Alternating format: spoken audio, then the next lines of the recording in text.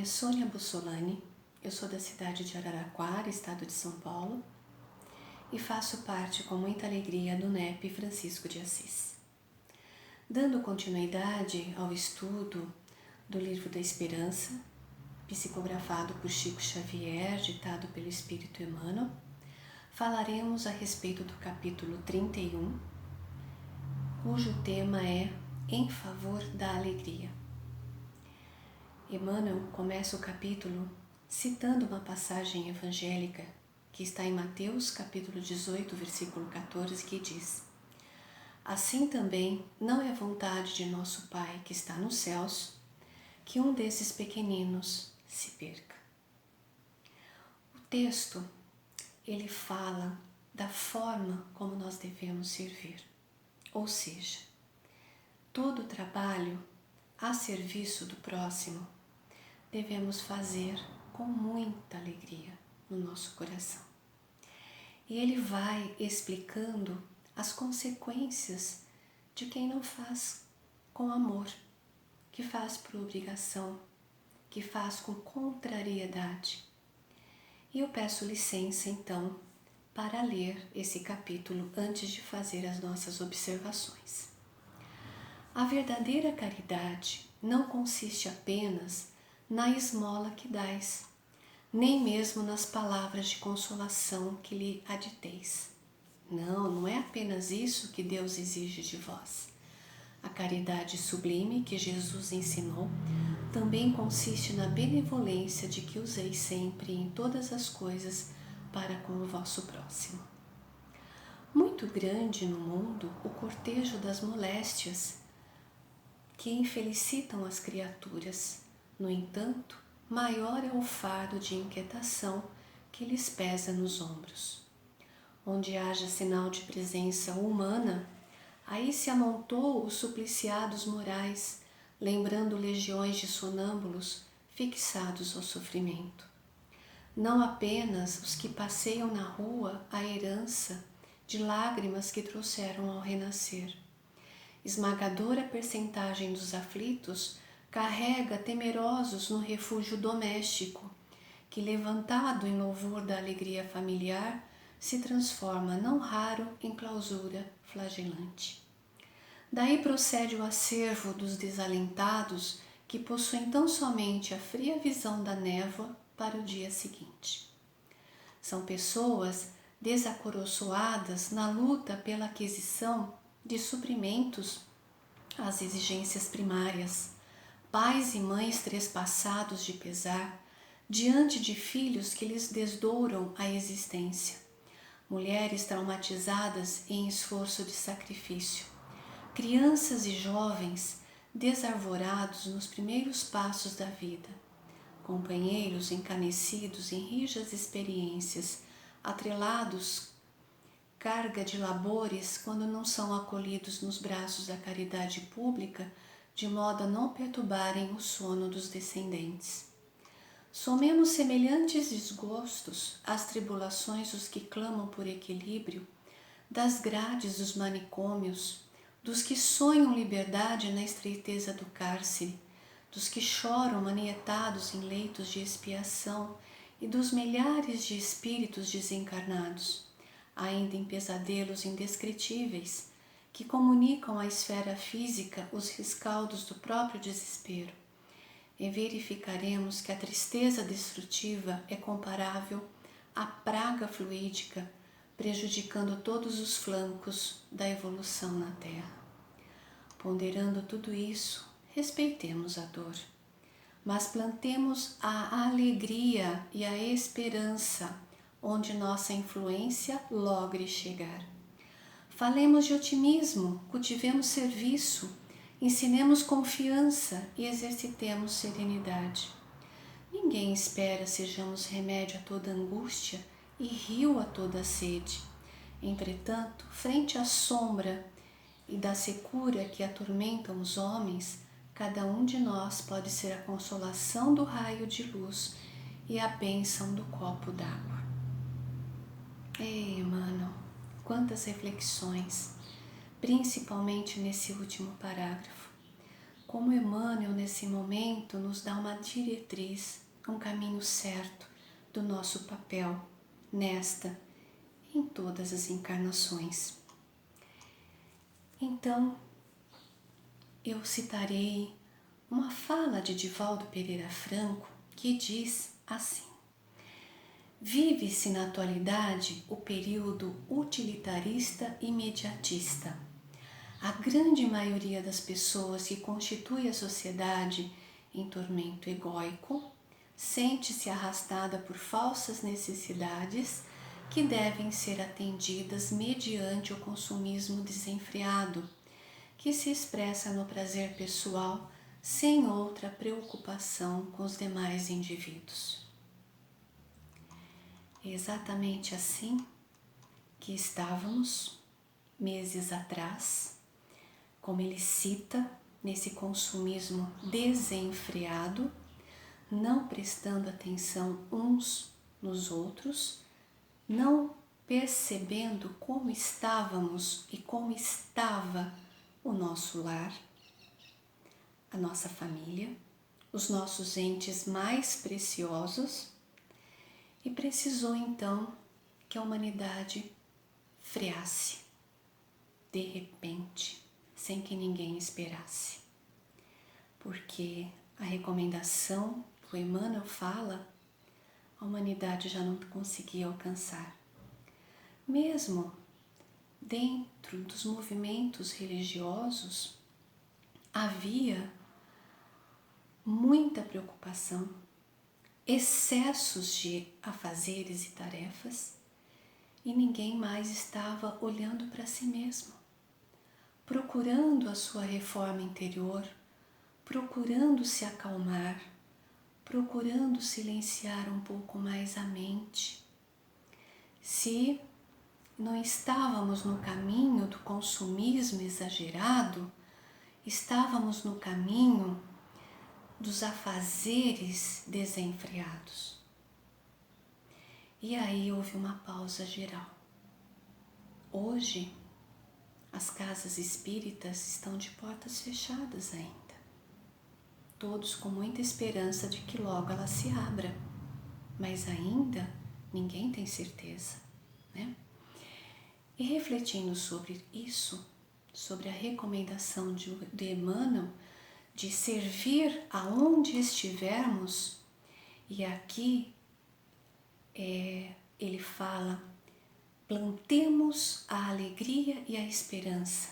É dessa forma que devemos servir, onde nossa influência logre chegar, quer dizer, nada é forçoso, né?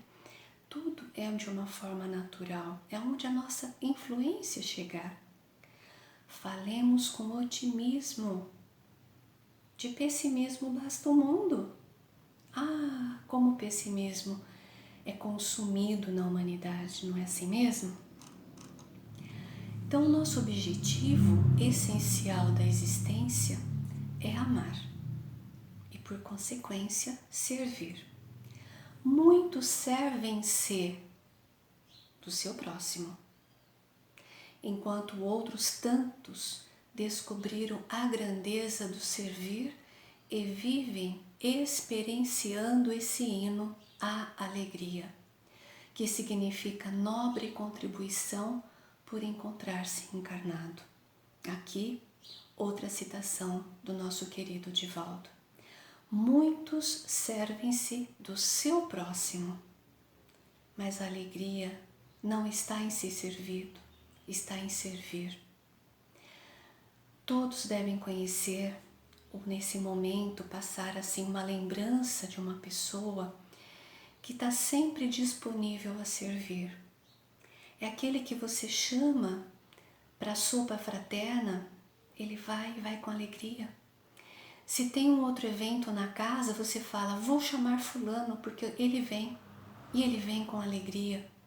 E como é bom estar do lado de pessoas assim, que não reclamam, que não fazem nenhum tipo de comentário maldoso, né? Que está ali pleno para servir. E aí emana uma energia tão boa. A pessoa não precisa falar nada. Por quê? a energia dela é sentida onde ela está. Todos se sentem bem. Divaldo ainda cita uma inscrição de uma nobre entidade, ele não cita o nome, que diz assim: quem não vive para servir, ainda não aprendeu a viver.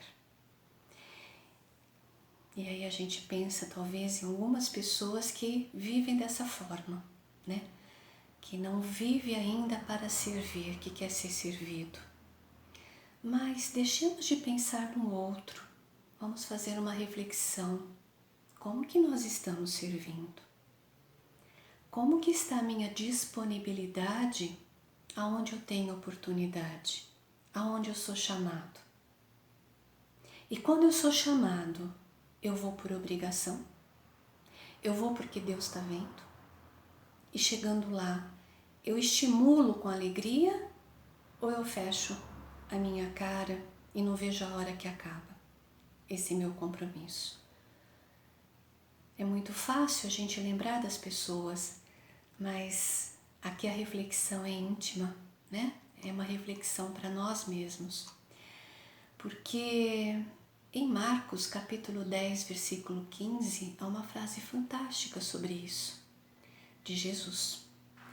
O Filho do Homem não veio para ser servido, mas para servir.